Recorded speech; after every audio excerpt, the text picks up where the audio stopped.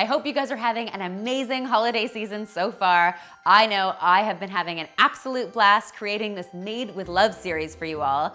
Made with Love is all about creating awesome edible gifts for your friends and family. I am real excited about today's recipes because we are making some incredibly decadent spreads.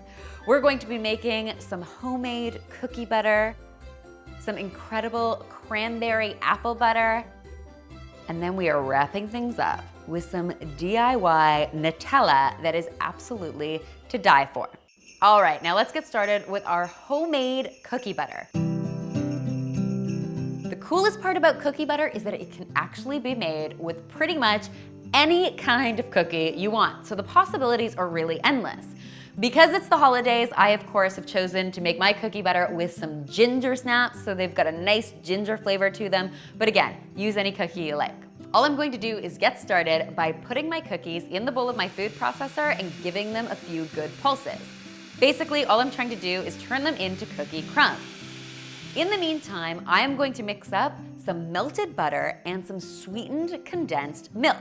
You can buy this in the baking aisle at your grocery store. It comes in a little can. And then all we're going to do is whip up our melted butter and our sweetened condensed milk until it's nice and smooth. And then we're going to pour it into our food processor. It's called cookie butter. You didn't expect it to be low calorie, right?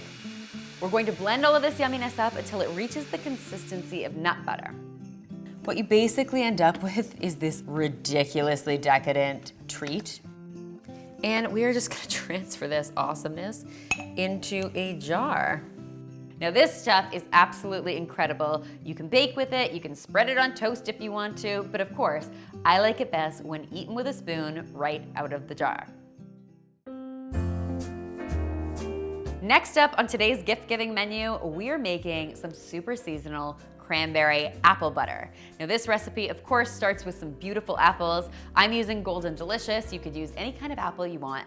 And all we're going to do is give these a really rough chop. I'm simply going to quarter them.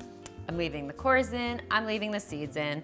These are going to be strained, so I'm not gonna overexert myself.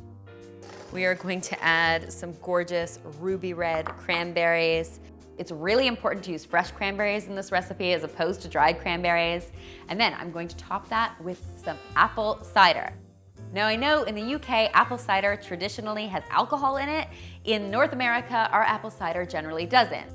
We're also going to sweeten this yumminess up with some maple syrup. Maple syrup, of course, mixes beautifully with apples and cranberries. And then the last thing we're going to do is to add some cinnamon sticks. We're gonna get this beautiful mixture to the stove and bring it to a boil. Once it reaches a boil, we're going to put the lid on our pot and cook it over medium-low heat for about 30 minutes. What you end up with is something glorious that looks a little like this. Now this still has a long way to go before it becomes cranberry apple butter, but one thing we can do to sort of help it along is to just give this a nice mash with a potato masher. What we're really looking to do is to release all of the amazing flavor from those apples and those cranberries. We're going to put our lid back on and cook this for another 30 minutes over medium-low heat. After 30 minutes, we're going to remove the pot from the stove and strain out all of the solids. So I've got a fine mesh sieve, it's over a heat-proof pitcher, and I'm just gonna scoop all of this yumminess in. And you're just gonna take a wooden spoon to press out all of the tasty apple puree. You'll see what's left behind are those peels, the seeds, and our cinnamon sticks. And we're gonna cook it over low for another, say, 2 or 3 hours until it thickens up and becomes something that you can basically spread on toast, add to oatmeal, or hey, just eat with a spoon if you feel so inclined. Finally today, I am sharing the secret to happiness, at least in my books. I am going to show you how to make your very own Nutella at home. For this recipe, we're going to get started by toasting up some hazelnuts. So I'm simply going to lay them out on a baking sheet and put them in the oven at 325 degrees for about 10 minutes. After 10 minutes, we're going to remove our hazelnuts from the oven and cover them with a kitchen towel for about 5 minutes or until they're cool enough to handle. Now, the hardest part about this process is actually removing the skins from the hazelnuts, but toasting the hazelnuts makes this process a lot easier. You'll want to rub them really vigorously in a kitchen towel. This will help you to loosen all your skins. And really, it's just about creating as much friction as you possibly can get. I would also recommend doing this with a kitchen towel you're not particularly attached to. Once most of your hazelnuts are in the buff, it's time to transfer them to our food processor. We're basically going to puree these until they create hazelnut butter. This process can take a little while, like 3 to 5 minutes, but you'll know it's ready when it looks the consistency of peanut butter. In the meantime, we are going to melt some chocolate, the second ingredient in DIY Nutella. And then it's just a matter of pouring my melted chocolate into my hazelnut butter. I'm going to turn my food processor back on until this is all beautifully blended and smooth. If you're finding your mixture is a little bit thick, you could also add a couple teaspoons of vegetable oil to thin it out until it reaches the consistency you like.